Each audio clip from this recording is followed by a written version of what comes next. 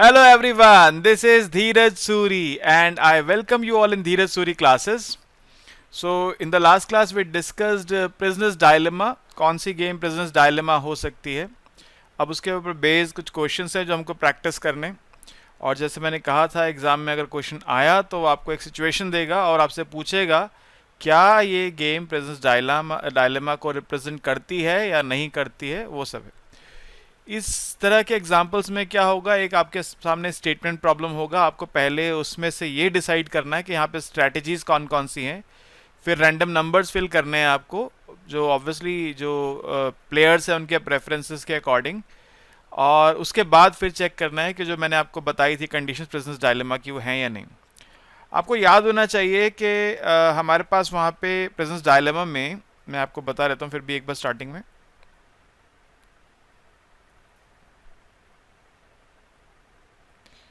देखिए हमने पढ़ा था कि दो प्लेयर्स होंगे, दो सिचुएशंस होंगी, दो स्ट्रैटेजीज होंगी, क्वाइट और फिंक. मैं उनका नाम अभी कर देता हूँ A1 A2 A1 A2. दोनों के पास सेम स्ट्रैटेजीज हैं. ये प्लेयर 1 है, ये प्लेयर 2 है. और प्लेयर 1 का जो प्रेफरेंस ऑर्डर है, मैंने कहा था चार चीज़ें आपको चेक करनी है. पहली बात है प्रेफरेंस ऑर्डर. प्लेयर 1 का प्रेफरेंस ऑर्डर होगा क्या, ये स्ट्रैटेजी जो है उसके लिए बेस्ट आउटकम देगी, ये सेकंड बेस्ट होगा, ये थर्ड बेस्ट होगा और ये फोर्थ बेस्ट होगा. और जो प्लेयर 2 है उसको this is the best outcome, this is second best, this is third best and this one is fourth best. फिर जो जो दोनों प्लेयर्स हैं उनके पास डोमिनेंट स्ट्रैटेजीज होंगी. ये डोमिनेंट स्ट्रैटेजी है प्लेयर 1 की, ये डोमिनेंट स्ट्रैटेजी होगी प्लेयर 2 की. फिर हमने पढ़ा जो नैश इक्विलिब्रियम होगा वो इनएफिशिएंट होगा, यानी जो आउटकम आ रहा है नैश पे ये कम होगी वैल्यू. ऑब्वियसली 2 बड़ा है 3 से, 2 इज़ बिगर देन 3, तो ये इनएफिशिएंट है. और चौथी बात हमने पढ़ी थी सिमेट्री होनी चाहिए, यानी प्लेयर 1 और प्लेयर 2 का इंटरचेंज कर दें तो गेम पे कोई फ़र्क नहीं पड़ना चाहिए. ये चारों बातें होल्ड करती हैं अगर, तो हम कह सकते हैं कि ये गेम जो है इफेक्टिवली प्रिजनर्स डायलेमा को रिप्रेजेंट करती है. सिर्फ नंबर्स डिफरेंट होते हैं या स्ट्रेटजीज के नाम डिफरेंट होते हैं इस तरह से. तो फर्स्ट क्वेश्चन क्या है देखिए. फर्स्ट क्वेश्चन, ये पीडीएफ ऑब्वियसली आपके लॉगिन अकाउंट में आपको मिल जाएगा. Working on a joint project, एक जॉइंट प्रोजेक्ट में काम करना है. You are working with a friend on a joint project. Each of you can either work hard और गूफ ऑफ. यानी आपके पास दो स्ट्रैटेजीज हैं, या तो आप वर्क हार्ड कीजिए या गूफ ऑफ कीजिए, या तो मेहनत कीजिए या फिर आलस दिखाइए. If your friend works hard then you prefer to goof off. अगर आपका फ्रेंड हार्डवर्क कर रहा है, आपको लगता है अरे कर रहा है, मेहनत हो जाएगा काम, मुझे क्या ज़रूरत है कुछ करने की, जब कर रहा है अगला तो करने दो, मैं आराम करता हूँ. तो आप क्या करते हैं, अगर वो आपका फ्रेंड हार्डवर्क करता है तो आप गूफ ऑफ करते हैं. The outcome of the project would be better if you worked hard too but the increment in its value to you is not worth the extra effort. ये line बहुत important है, ध्यान से समझिएगा इसको. कह रहा है कि अगर आप भी एक्स्ट्रा एफर्ट डाल दें तो प्रोजेक्ट का आउटकम बेटर हो जाएगा, लेकिन आपको लगता क्या है कि जितना बेहतर होगा उसकी जो वैल्यू है वो मेरी मेहनत की कॉस्ट से कम है. तो आपको लग रहा है एफर्ट डालने का फ़ायदा कुछ नहीं है, एफर्ट डालने में मेरी कॉस्ट ज़्यादा लगेगी और जो वैल्यू इंक्रीमेंट होगा वो कम होगा. तो इसलिए आप प्रेफर क्या करते हैं, वो मेहनत करे और मैं आराम करूँ. शाबाश. पहली बात तो होगी you prefer the outcome of your both working hard to outcome of your both goofing off. इसके बाद दूसरी बात आपको क्या पसंद है कि अगर दोनों मेहनत करें तो वो ज़्यादा पसंद है दोनों के गूफ ऑफ करने से. ठीक है. Worst outcome for you is that you work hard and your friend goof of. सबसे आपके लिए खराब बात है कि आप तो मेहनत करें और वो आराम से बैठा है. ये आपके लिए सबसे वर्स्ट आउटकम है. You hate to be exploited. ठीक है. If your friend also has the same preferences, उसकी भी सेम प्रेफरेंसेस जो आपकी है. Represent the above situation in a matrix form by taking random numbers to reflect your and your friends preferences. तो पहले तो आपको मैट्रिक्स फॉर्म में प्रेजेंट करना है गेम को. तो यहाँ प्लेयर 1 है, यहाँ प्लेयर 2 है. इसके पास स्ट्रैटेजीज क्या हैं, हार्ड वर्क, गूफ ऑफ. आपके पास क्या है, हार्ड वर्क, गूफ ऑफ. पहले आपके पॉइंट ऑफ व्यू सोचता हूँ आपके लिए बेस्ट क्या है. वो हार्ड वर्क करे, आप goof ऑफ करें, तो ये आपका बेस्ट आउटकम है। और आपके लिए वर्स्ट क्या है? वर्स्ट उसने बोला क्या कि आप हार्ड वर्क करें और वो goof ऑफ करे, तो ये आपका नंबर 4 हो गया कि प्लेयर 1 सोच रहा है मैं तो हार्ड वर्क कर रहा हूँ और वो goof ऑफ कर रहा है, तो ये मेरे लिए वर्स्ट हो गया। तो मैं goof ऑफ कर रहा हूँ, वो हार्ड वर्क कर रहा है, मेरे लिए बेस्ट है, और मैं हार्ड वर्क करूँ वो goof ऑफ कर मेरे लिए वर्स्ट, तो 1-4 डिसाइड हो गए। अब 2-3 कैसे आएंगे? उसने बोला था दोनों हार्ड वर्क करते हैं, ये आपको ज़्यादा पसंद है दोनों के goof ऑफ करने से, तो दोनों हार्ड वर्क ये आपको सेकंड नंबर पे है, और दोनों goof ऑफ ये थर्ड नंबर पे। रैंकिंग आ गई आपके पास। अब इसके बाद आपका जो सेकंड प्लेयर है वो भी यही सोचेगा, उसके लिए बेस्ट क्या है कि वो goof ऑफ करे और आप हार्ड वर्क करें, तो ये उसके लिए नंबर 1 है। और उसके नंबर 4 क्या है? वो हार्ड वर्क करे और आप goof ऑफ करें, तो ये उसके लिए नंबर 4 है। ठीक है, इस तरह से उसकी प्रेफरेंस भी सेम है कि दोनों हार्ड वर्क करें, ज़्यादा पसंद है उसको दोनों goof ऑफ करने से, तो दोनों हार्ड वर्क करें सेकंड नंबर हो गया, और दोनों goof ऑफ करें थर्ड नंबर हो गया। ठीक है, क्योंकि अब आपके 1-4 आ चुके हैं, तो अब 2-3 लेना था आपको, तो दोनों का हार्ड वर्क ज़्यादा पसंद है, तो ऑब्वियसली हार्ड वर्क नंबर 2 होगा और goof ऑफ नंबर 3 होगा। अब ये रैंकिंग तो आप देख लीजिए, रैंकिंग तो वही आ गई जो आपको चाहिए थी। अब मुझे रैंडम नंबर्स यहाँ पे लेने हैं, hard work, goof of, hard work, goof of, first player, second player.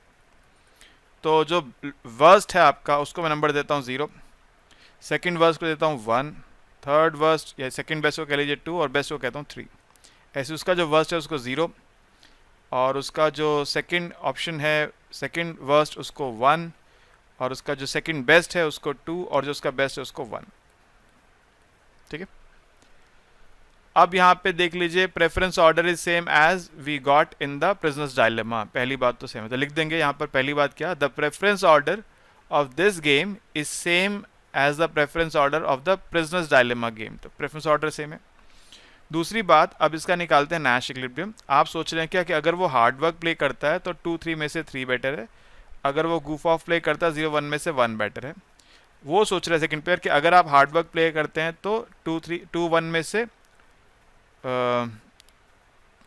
मैंने यहाँ पे मिस्टेक कर दी शायद एक नंबर देने में, उसका बेस्ट ऑप्शन को 3 देना था, मैंने गलती से 1 दे दिया, 3 है ये, बेस्ट को तो हाईएस्ट नंबर देना था 3। ठीक है, तो वो सोच रहा है कि अगर आप हार्ड वर्क कर रहे हैं तो 2-3 में से 3 बेटर है, और अगर आप goof ऑफ करते हैं तो 0-1 में से 1 बेटर है। तो यानी इसका नैश इक्विलिब्रियम क्या आ रहा है? नैश इक्विलिब्रियम आ रहा है goof ऑफ। तो Nash equilibrium of this game is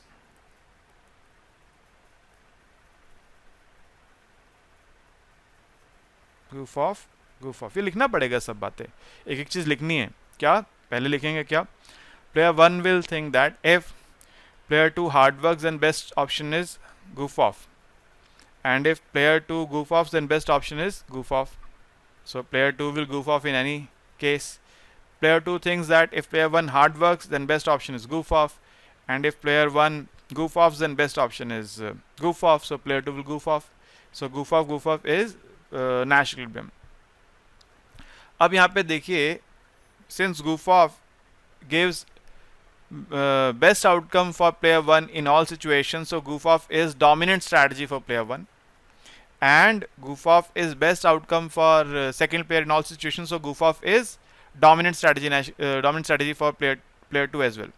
तो player 1 की भी dominant strategy है, player 2 की dominant strategy है, तो second condition भी यहाँ पे meet हो जाती है, both the players have dominant strategies। तीसरी बात, if they cooperate, अगर दोनों cooperate करें, if they cooperate and they both do hard work, they can increase their payoff from 1-1 to 2-2। अगर दोनों cooperate करें तो they can increase their payoff। This means the Nash equilibrium is inefficient।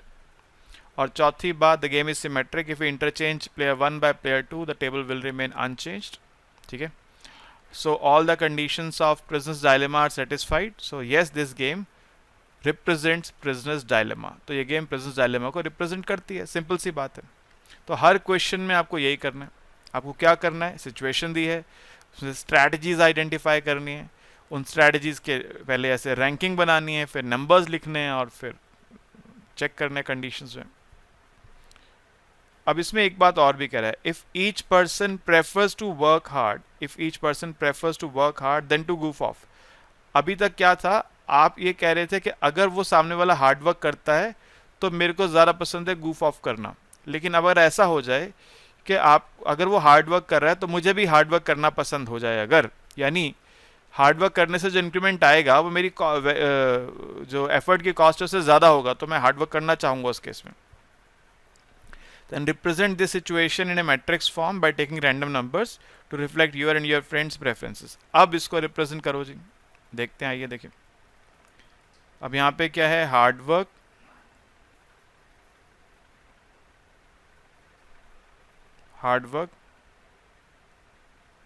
Oh sorry, this is goof off.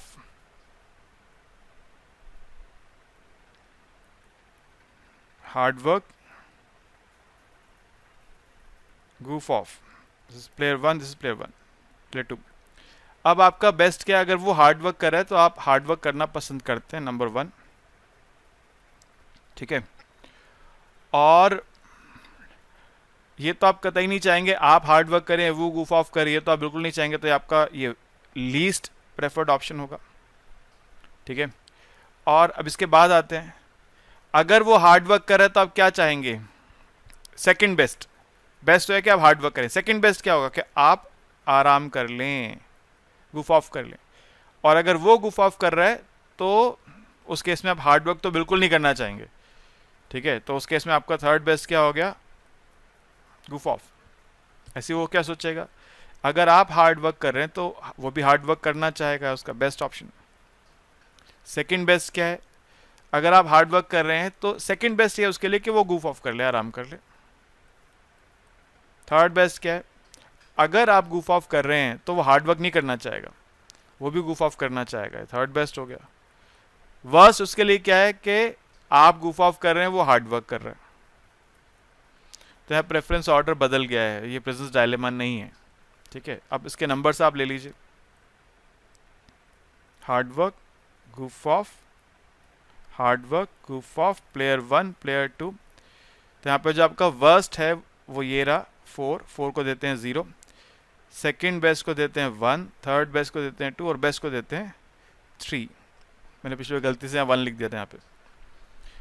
और ऐसी player 2 सोच रहा है उसका जो वर्स्ट है उसको देते हैं 0, सेकंड को देते हैं 1, थर्ड को देते हैं 2 और जो उसका बेस्ट उसको देते हैं 3, राइट। अब देखिए यहाँ पे अगर वो हार्ड वर्क प्ले करता है तो आप क्या करेंगे, अगर वो हार्ड वर्क प्ले कर रहा है तो आप 3-2 में से 3 बेस्ट है, अगर वो goof off प्ले कर रहा है 0-1 में से 0 बेस्ट है। वो सेकंड प्लेयर क्या सोच रहा है कि अगर आप हार्ड वर्क प्ले करते हैं तो 3-2 में से 3 बेस्ट है, अगर आप goof off प्ले करते हैं 0-1 में से 1 बेस्ट है। तो अगर आप हार्ड वर्क प्ले करते हैं तो वो भी हार्ड वर्क प्ले करना चाहेगा, उसकी बेस्ट रिस्पॉन्स होगा। अगर आप goof off प्ले करते हैं तो उसका goof off प्ले करना बेस्ट रिस्पॉन्स होगा। तो हमारे पास यहाँ पे 2 नैश इक्विलिब्रियम है, hard work and goof off। So this game certainly does not represent presence dilemma. ना तो यहाँ पे प्रेफरेंस सेम है, ना यहाँ पे हमारे पास एक सिंगल नैश इक्विलिब्रियम आ रहा है, ना हमारे पास यहाँ पर डोमिनेंट स्ट्रैटेजीज हैं, तो कोई भी क्राइटेरिया सेट नहीं हो रहा है। इसलिए this game does not represent prisoners dilemma, prisoners dilemma को रिप्रेजेंट नहीं करती है। ओके जी, अब सेकंड पे आ जाइए, सेकंड क्वेश्चन पे आ जाइए। सेकंड में क्या कहता है, ये डुओपोली का केस है। डुओपोली एक ऐसी सिचुएशन होती है जहाँ पे 2 सेलर्स होते हैं, ठीक है, और वो मार्केट में गुड्स बेच रहे होते हैं। 2 फर्म्स होती हैं, दोनों सेलर हैं, मार्केट में गुड्स बेच रहे होते हैं, और वो कई तरह से कंपटीशन कर सकते हैं। वो अगर प्राइस कंपटीशन करते हैं उसको बोलते हैं बर्ट्रेंड मॉडल, अगर वो क्वांटिटी कंपटीशन करते हैं उसको बोलते हैं कुर्नॉट मॉडल। ये आगे आएंगे कोर्स में, आगे इनको पढ़ेंगे हम लोग, ठीक है।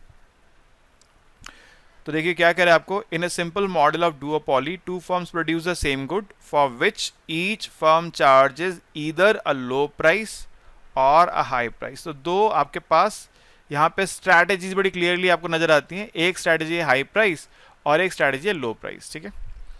Each firm wants to achieve the highest possible profit.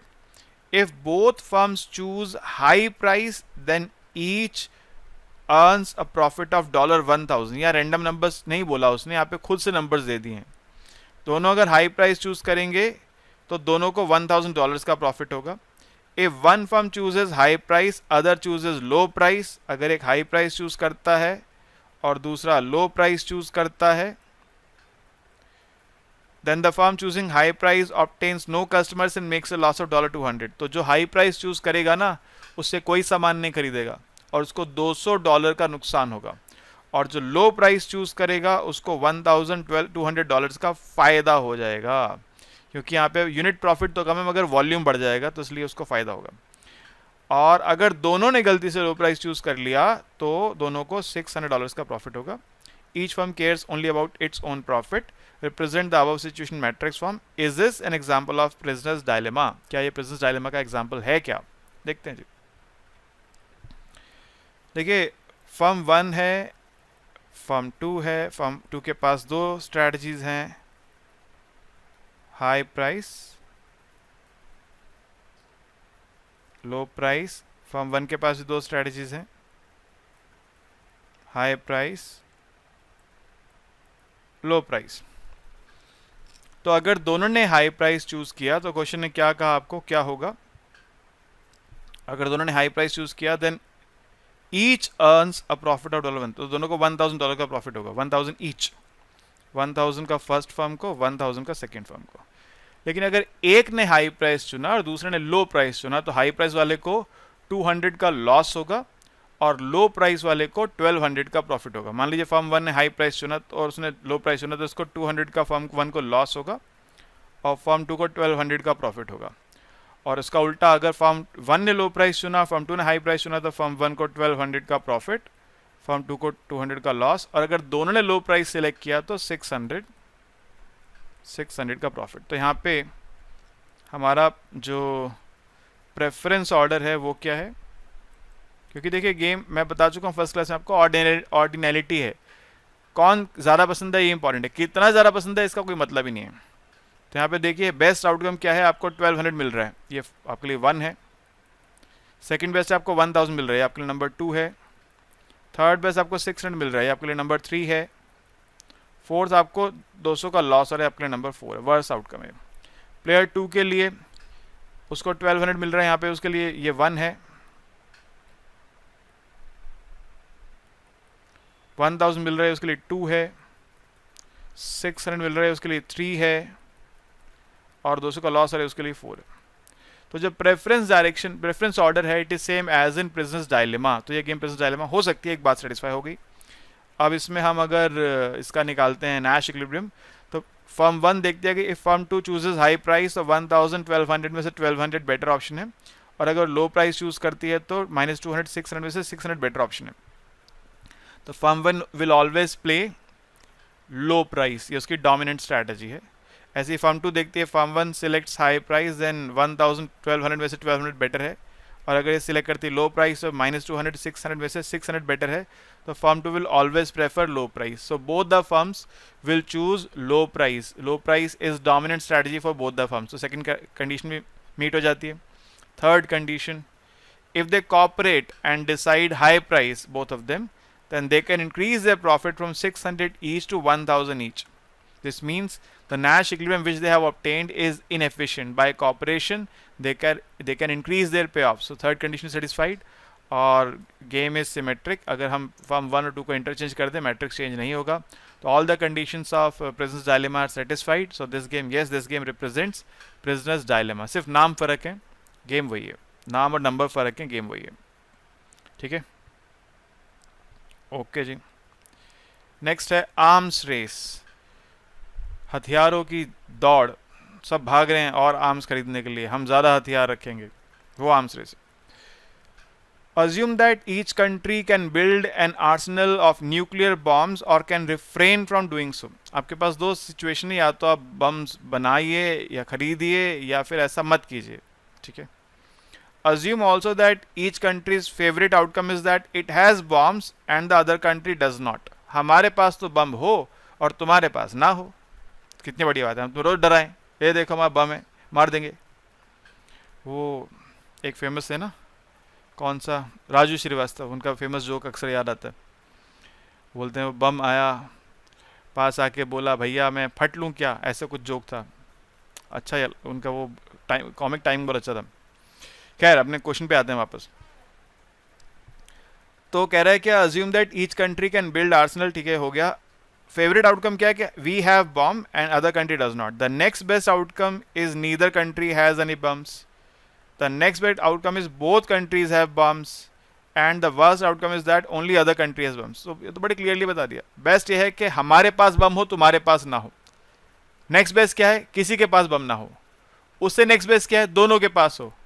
और सबसे खराब बात हमारे लिए क्या है? कि तुम्हारे पास बम हो और हमारे पास ना हो, और तुम हमें रोज डराओ। तो कह रहा है represent this situation in the form of matrix form by taking random numbers to reflect preference of both the countries. ठीक है जी। क्वेश्चन नंबर कौन सा है ये? क्वेश्चन नंबर है 3।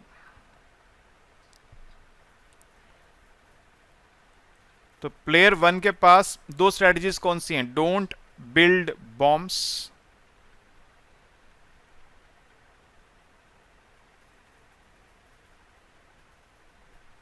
और दूसरी क्या है? Build bombs. प्लेयर 2 के पास डोंट बिल्ड बॉम्ब्स और दूसरी है बिल्ड बॉम्ब्स। तो प्लेयर पहले कंट्री 1 के पॉइंट ऑफ व्यू सोचते हैं, इसके लिए बेस्ट क्या है? कि हमारे पास बम हो और तुम्हारे पास ना हो। Country 1 build bomb and country 2 does not build bomb, ये बेस्ट है। सेकंड बेस्ट क्या है? दोनों में से किसी के पास बम ना हो, ये सेकंड बेस्ट है। थर्ड बेस्ट क्या है? दोनों के पास बॉम्ब हो, बॉम्ब बॉम्ब, ये थर्ड हो गया। फोर्थ बेस्ट क्या है? नहीं, वर्स्ट क्या है? कि तुम्हारे पास बम हो और हमारे पास ना हो, we don't have and you have, ये फोर्थ हो गया। सिंपल। ऐसी कंट्री 2 के पॉइंट ऑफ व्यू सोचो, उसके लिए बेस्ट क्या है? कि उसके पास बम हो और हमारे पास ना हो, तो ये बेस्ट हो गया। सेकंड बेस्ट क्या है? दोनों के पास बम ना हो। थर्ड बेस्ट क्या है? दोनों के पास बम हो। और उसके लिए वर्स्ट क्या है? हमारे पास बम हो और उसके पास ना हो। तो प्रेफरेंस ऑर्डर तो वही आ गया जो नैश इक्विलिब्रियम में, उसमें प्रेजेंस डायलेमा में था। Don't build bomb, build bomb. ठीक है, don't build bomb, build bomb. मैं अभी पूरा लिख नहीं रहा, बस शॉर्ट फॉर्म लिख रहा हूँ। ये प्लेयर 1, ये प्लेयर 2। तो जो वर्स्ट है उसको 0 नंबर देते हैं। प्लेयर 1 का वर्स्ट है क्या? 4, तो 4 को देते हैं नंबर 0। उसके बाद 3 को देते हैं 1। उसके बाद 2 को देते हैं 2। उसके बाद 1 को देते हैं क्या? 3। ये ध्यान रखना, ऑर्डर जो है इंक्रीजिंग ऑर्डर में चल रहे हैं, रैंकिंग से अपोजिट चल रहे हैं यहाँ पे हम लोग। ऐसी जो प्लेयर 2 है वो क्या करेगा? अपने वर्स्ट को देगा नंबर 0, सेकंड वर्स्ट को देगा नंबर 1, फिर सेकंड बेस्ट आ जाएगा उसको देगा नंबर 2 और बेस्ट को देगा नंबर 3। रैंकिंग तो हमने सेटिस्फाई करा दी, वो तो सेम थी जो कि प्रेजेंस डायलेमा में थी। अब देखते हैं नैश में प्लेयर 1 फ्रॉम कंट्री 1 सोच रही है कंट्री 2 अगर डोंट बिल्ड बॉम्ब्स प्ले करती है तो 2, 3 में से 3 बेटर है। बिल्ड बॉम्ब करती है 0, 1 में से 1 बेटर है। तो build bomb is the dominant strategy for country 1। ऐसी कंट्री 2 सोचेगी क्या? कि कंट्री 1 अगर डोंट बिल्ड बॉम्ब करती है तो 2, 3 में से 3 बेटर है। बिल्ड बॉम्ब करती है अगर कंट्री 1 तो 0, 1 में से 1 बेटर है। तो build bomb is the dominant strategy for country 2. So both the countries have dominant strategies. दूसरी कंडीशन भी सेटिस्फाई हो गई। तीसरी कंडीशन क्या थी? इनएफिशिएंसी की। दोनों कंट्रीज बॉम्ब बिल्ड कर रही है नेशनल इक्विलिब्रियम में। So build bomb is national equilibrium and this is inefficient. If both the countries cooperate and they don't build bombs then both can increase their payoffs. अगर दोनों countries cooperate करें और बम नहीं बनाएं, वो पैसा education में, स्कूल में, कॉलेज में, हॉस्पिटल में, सड़कों में और बाकी फैसिलिटीज़ में खर्च करें तो दोनों का फ़ायदा होगा। ठीक है, तो इसलिए नैश इक्विलिब्रियम यहाँ पे इनएफिशिएंट है। तीसरी बात सेटिस्फाई हो गई। और मैट्रिक्स जो है सिमेट्रिक है। अगर इसका ट्रांसपोज ले लें तो ये कि ये आ जाएगा। नहीं, अगर कंट्री 1 कंट्री 2 को इंटरचेंज कर दें तो मैट्रिक्स में कुछ चेंज नहीं होगा, सिमेट्रिक है। All the conditions are satisfied, so yes this game represents prisoner's dilemma. आसान है ना? देखिए आसान क्वेश्चन है, मैंने पहले कहा था आसान है। ठीक है, नेक्स्ट देखिए ट्रेजेडी ऑफ कॉमन्स। ये बहुत जगह पढ़ते हैं आप tragedy of Commons. Tragedy of Commons क्या है? फ्री ग्रासलैंड है, आप भी जानवर भेज रहे हैं, हम भी जानवर भेज रहे हैं, हर कोई चाह रहा है मेरे जानवर ज़्यादा वहाँ पे चीज़ें खा लें, घास खा लें, दूसरे के ना खाएं। एक कॉमन पॉन्ड है किसी विलेज में, आप भी मछली पकड़ रहे हैं, मैं भी पकड़ रहा हूँ, तो आप, मैं भी सोच रहा हूँ मैं ज़रा मछली पकड़ रहा हूँ, आप सोच लें आप ज़रा मछली पकड़ लें। कुछ दोस्त इकट्ठे लंच करने गए और ये तय हुआ कि बिल जो होगा वो डच होगा, इक्वली सब में बराबर बढ़ जाएगा। अब मैं सोच रहा हूँ क्या जब बिल बराबर बटेगा तो मैं महंगी चीज़ मंगवाऊंगा, मैं सस्ता क्यों मंगवाऊँ, मेन्यू देख रहा हूँ सबसे महंगी आइटम मैं ही मंगवाऊंगा। इतना दिमाग भगवान ने अकेले मुझे थोड़ी दिया है, सभी को दिया है, सब यही सोच रहे हैं। और वैसे अदरवाइज जो बिल 400-500 में निपट जाता वो 4-5 हज़ार में चला गया, सबका नुकसान हो गया। ठीक है, ये ट्रेजेडी ऑफ कॉमन्स के कुछ एग्जांपल्स हैं। यहाँ पे क्या है वो देखते हैं। Two farmers are deciding how much to allow their sheep to graze on the village common. दो farmers हैं, वो डिसाइड कर रहे हैं कि विलेज कॉमन लैंड में कितनी शीप्स उनको भेजनी है ग्रेजिंग के लिए। Each farmers prefer that her sheep grazes a lot than grazes a little then both farmers sheep graze a lot. अच्छा एक सेकंड, मैं कुछ मिस कर रहा हूँ। ईच फार्मर, स्क्रीन पे पढ़ने में मिस हो जाता है। Each farmer prefers that her sheep grazes a lot than a little regardless of other farmers action. तो हर ये चाह रहा है कि मेरी शीप ज़्यादा ग्रेज करे दूसरे के मुकाबले, but prefers that both farmers sheep graze a little then both farmers sheep graze a lot. लेकिन ये दोनों को पसंद ये है कि दोनों की भेड़ें जो हैं, जो शीप्स हैं, कम खाएं बजाय इसके कि दोनों ज़्यादा खा जाएं और वो पूरी ग्रासलैंड खत्म हो जाए। ठीक है, तो in which case the common is ruined for the future represent the situation in matrix form by taking random numbers to reflect preferences of both the farmers. Is this game an example of prisoner's dilemma? आइए जी देख लेते हैं इसको भी। Question number 4। तो यहाँ पर दो ऑप्शंस क्या हैं, एक है graze little, graze less, graze more,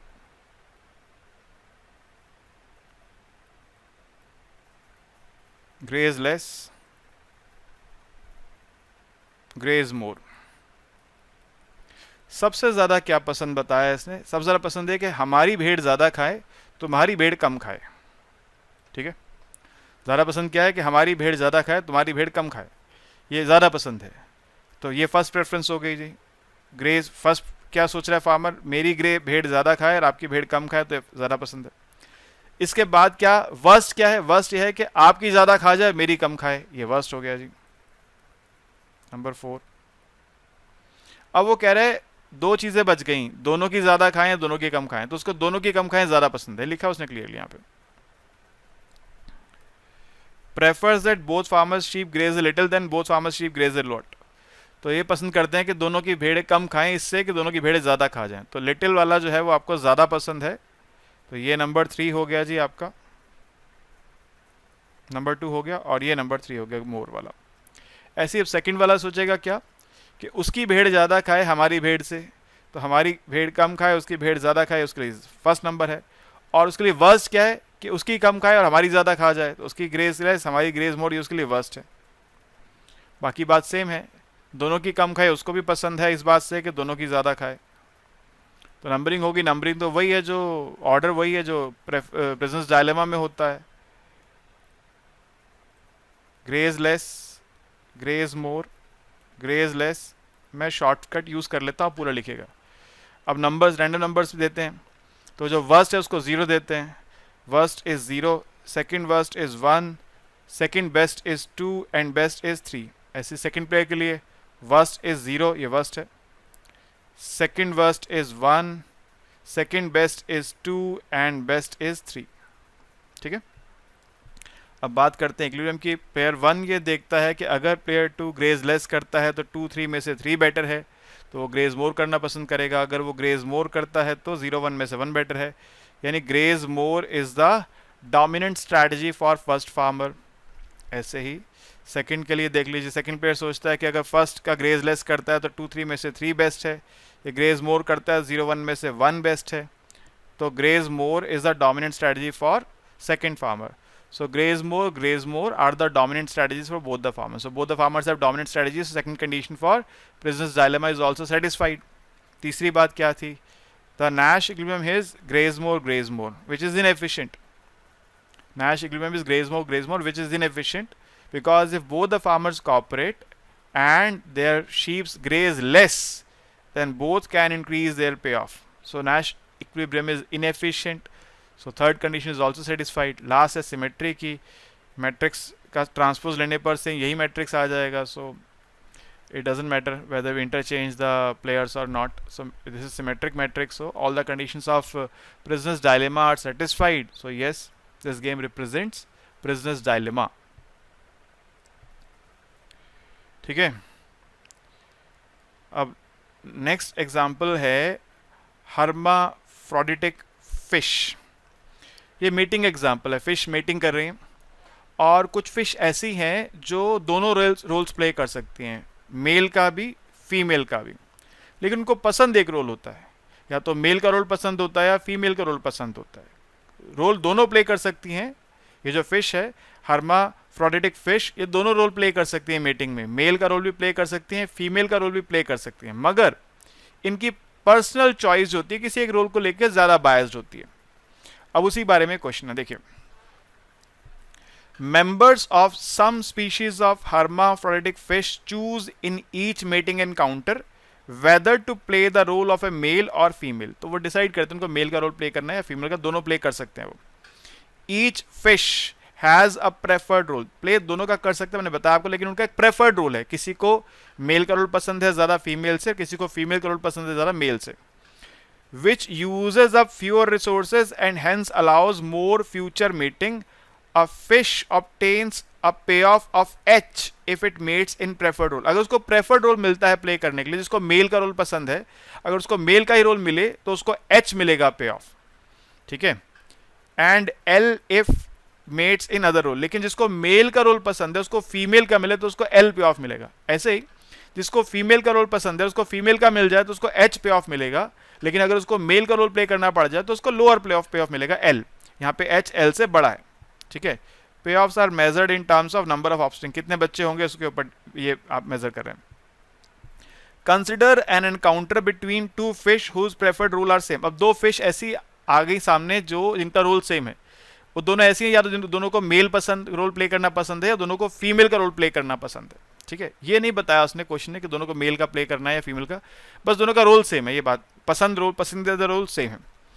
Each fish has two possible actions, mate in either role or insist on preferred role. दोनों के पास दो स्ट्रैटेजीज हैं, या तो ठीक है किसी भी रोल में प्ले करने को राजी हैं, या फिर वो इंसिस्ट करेंगे अपने प्रेफर्ड रोल के लिए. दोनों का प्रेफर्ड रोल सेम है, ध्यान दीजिएगा. If both fish offer to mate in either role, the roles are assigned randomly and each fish's payoff is H plus L by 2. मैं देखिए यहाँ पे इसका आपके लिए पे ऑफ मैट्रिक्स बना लेता हूँ. शुरू करता हूँ बनाना. एक है ईदर रोल और एक है प्रेफर्ड रोल.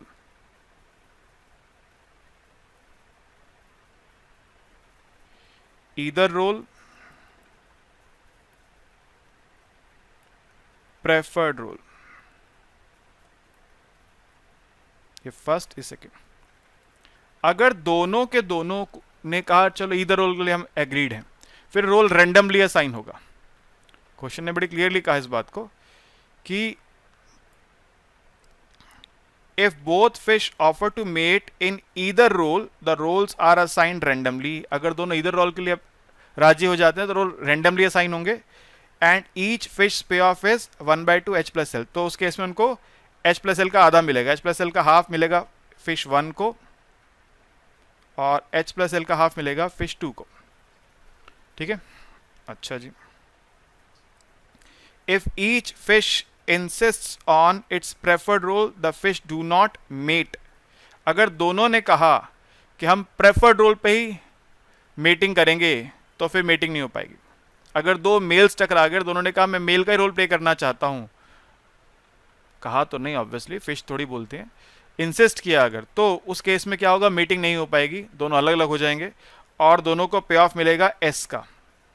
तो अगर दोनों ने प्रेफर्ड रोल इंसिस्ट किया तो मीटिंग नहीं होगी और क्या पे ऑफ मिलेगा, एस एस. अच्छा जी.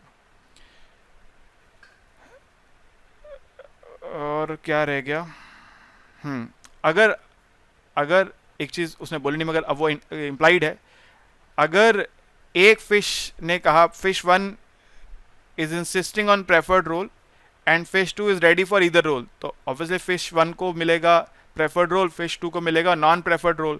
तो उसमें fish 1 को मिलेगा पे ऑफ H का, fish 2 को मिलेगा पे ऑफ L का.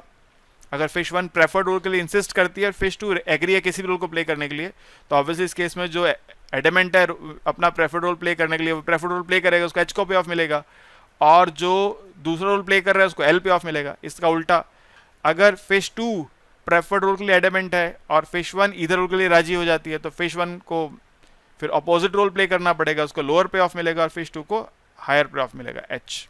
ठीक है, बन गया मैट्रिक्स हमारे पास।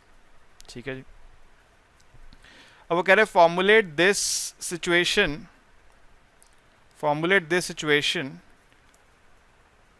एज अ स्ट्रेटेजिक गेम, कर दिया हमने वो तो। Determine the range values of S for any given values of H and L for which the game differs from prisoner's dilemma only in name of actions.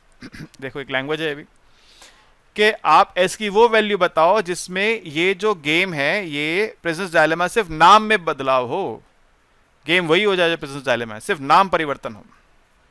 ऐसा तब होगा जब fish one का ये मोस्ट प्रेफर्ड पे of है, ये second most है, ये थर्ड मोस्ट है और ये फोर्थ मोस्ट है, और फिश टू का ये मोस्ट है, ये सेकंड मोस्ट है, ये थर्ड मोस्ट है और ये फोर्थ मोस्ट है। यही होगा ना, लिखना पड़ेगा। This game will represent princess dilemma if H is the most preferred payoff for fish 1, h plus l by 2 is the second most preferred for fish 1, s is third most preferred for fish 1 and l is least preferred for fish 1. Similarly for fish 2, h is most preferred, h plus l by 2 is second most preferred, s is third most preferred and l is least preferred. This means h is bigger than h plus l by 2, which is bigger than s, which is bigger than l. So when s lies in the range of h plus l by 2 to l, means s is less than h plus l by 2 and s is greater than l, then this game will certainly represent Princess Dilemma, except for the name. सिर्फ नाम अलग है, बाकी Princess Dilemma को represent ये करेगी। अब ऐसे देखो क्वेश्चन पढ़ने में ये वाला कई बार बच्चों को बड़ा मुश्किल लगता है। ये असल में टॉपिक पहले माइक्रो में होता था, ये सेमेस्टर 4 के अंदर ये चैप्टर पहले माइक्रो सेमेस्टर 4 में पढ़ाया जाता था। अब गेम थ्योरी अलग सब्जेक्ट बना तो उसके अंदर अलग से आ गया। तो जब बच्चे पहले पढ़ते थे ये वाला टॉपिक तो उनको बड़ी दिक्कत, सर इतना मुश्किल क्वेश्चन है कैसे होगा। लेकिन आप देखिए क्वेश्चन मुश्किल नहीं है, थोड़ा सा बस आपको लॉजिकली सोचना है। अगर आप लॉजिकली सोच पाते हैं तो ये क्वेश्चन, इनमें से कोई भी क्वेश्चन ऐसा नहीं था जो मुश्किल हो, कोई भी क्वेश्चन ऐसा नहीं था। जितने भी क्वेश्चन हमने अभी तक करे हैं इनमें से कोई ऐसा नहीं था जो टफ हो। सब क्वेश्चन बहुत बेसिक से हैं। आपको वो बातें याद रखनी जो मैंने बताई। क्या? पहली बात, प्रेफरेंस ऑर्डर आपको पता होना चाहिए। दूसरी बात, जो प्लेयर्स हैं उनके पास डोमिनेंट स्ट्रैटेजीज होनी चाहिए। नैश इक्विलिब्रियम जो है वो इनएफिशिएंट होना चाहिए और गेम सिमेट्रिक होनी चाहिए। यहाँ सारी बातें हो रही हैं सेटिस्फाइड। आप देख लीजिए इस प्रेफरेंस ऑर्डर में प्रेफर्ड रोल डोमिनेंट स्ट्रैटेजी है दोनों फिशेस का, ठीक है। और एस क्योंकि छोटा एच प्लस एल बाई 2 से, तो नैश इक्विलिब्रियम आएगा एस एस। दोनों प्रेफर्ड रोल पे एडमेंट हो जाएंगे, मीटिंग नहीं हो पाएगी। लेकिन अगर दोनों कॉपरेट करते और इधर रोल पे आ जाते तो दोनों को ज़्यादा पे ऑफ मिलता, एच प्लस एल बाई 2 मिलता। तो नैश इक्विलिब्रियम इनएफिशिएंट है और मैट्रिक्स सिमेट्रिक है। अगर हम इसका ट्रांसपोज लें तो कोई फ़र्क नहीं पड़ेगा, पे ऑफ सेम रहेगा एज इट इज़। ठीक है, क्लियर। तो ये कुछ एग्जांपल्स है प्रिजनर्स डायलेमा के, बहुत बेसिक क्वेश्चंस हैं। इनके जैसा ही कोई क्वेश्चन एग्जाम में आएगा, ये बात जान लीजिए। ऐसा क्वेश्चन नहीं आएगा जो कोई आउट ऑफ द बॉक्स हो जाए, कुछ एकदम ही अलग से कुछ हो जाए। ऐसा ही क्वेश्चन एग्जाम में आपके सामने आएगा, ठीक है। ये अगर आप समझ लेते हैं तो एग्जाम आपके लिए केक वॉक की तरह होगा। ये क्वेश्चन केक वॉक की तरह होगा। ऑब्वियसली जैसे आगे चलेंगे कुछ और क्वेश्चंस आएंगे, कुछ और चीज़ें आएंगी आगे बढ़ते हुए। लेकिन अगर ये क्वेश्चंस आप पढ़ लेते हैं ठीक से तो एग्जाम आपके लिए केक वॉक की तरह होगा, राइट। नहीं पढ़ते हैं तो सर मुश्किल तो फिर रहेगा ही। फिर पेपर के बाद बच्चे बोलते ही हैं गेम थ्योरी का पेपर तो बड़ा मुश्किल आया था, पता नहीं कैसे आए थे क्वेश्चन, हमने तो कभी देखे नहीं ऐसे क्वेश्चन।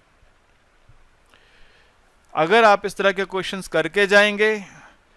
अच्छा एक चीज़ और भी है, बच्चे क्या करते हैं, मुझको बोलते हैं क्या, देखो मैंने तो यहाँ सारे क्वेश्चन सॉल्व कर दिए, कुछ क्वेश्चन मैं अनसॉल्व छोड़ता हूँ। अभी इसमें कुछ क्वेश्चन पीडीएफ में ऐड करूँगा अनसॉल्व, जो आपके लिए रहेंगे। मुझको बोलते हैं क्या, सर जो क्वेश्चन आपने अनसॉल्व छोड़े हैं उसको भी सॉल्व कर दो ना। एक बात याद कर लीजिए, अगर आप सिर्फ वीडियो से क्वेश्चंस देख कर जाएंगे तो एग्जाम में पेन नहीं चला पाएंगे, क्वेश्चन सॉल्व नहीं कर पाएंगे। वही बच्चा एग्जाम में क्वेश्चन सॉल्व कर पाएगा जो घर से प्रैक्टिस करके गया है खुद से। आपने एक बार देख लिया, 5 दिन 7 दिन रुकिए, ये पीडीएफ उठाइए और वापस से सारे क्वेश्चन सॉल्व कीजिए, देखिए आप कर पा रहे हैं कि नहीं कर पा रहे हैं। जब तक आप बिना किसी के असिस्टेंस के खुद से क्वेश्चन सॉल्व करना नहीं सीख पाएंगे, क्योंकि एग्जाम में तो वीडियो होगी नहीं, ना एग्जाम में मैं होऊंगा, ना मेरे को आप मुझे फोन कर सकते एग्जाम से, या किसी और को नहीं कर सकते। तो वहां पे आप ही को फाइट करना है, और वो तब कर पाएंगे जब आप प्रैक्टिस करके जाएंगे। तो इसलिए बेस्ट स्ट्रैटेजी क्या है, एक बार आपने देख लिया, अब ठीक है आप इसकी प्रैक्टिस कीजिए, कुछ दिन बाद वापस से देखिए आपको समझ में आया कि नहीं आया।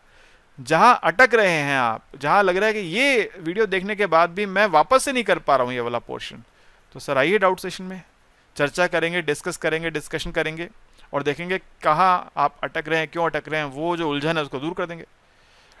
राइट, जैसे मैंने कहा अभी डाउट सेशंस में हम लोग लाइव सेशंस करते हैं, उसमें बच्चों की जो प्रॉब्लम्स हैं वो डिस्कस करते हैं। आइए आपके साथ डिस्कस करेंगे। और शायद ये वीडियो यूट्यूब पे जाएगा, क्योंकि सेकंड वीडियो ये टॉपिक का, फर्स्ट 2-3 वीडियो तो यूट्यूब पे जाते हैं, तो ये जाएगा। तो आप अगर यूट्यूब पे वीडियो देख रहे हैं तो आपको कोई क्वेरी है इसमें, तो नीचे मेरा व्हाट्सअप नंबर है, व्हाट्सअप करके या कॉल करके मेरे से अपनी बात डिस्कस कर सकते हैं। ठीक है जी, okay, thank you, goodbye, take care.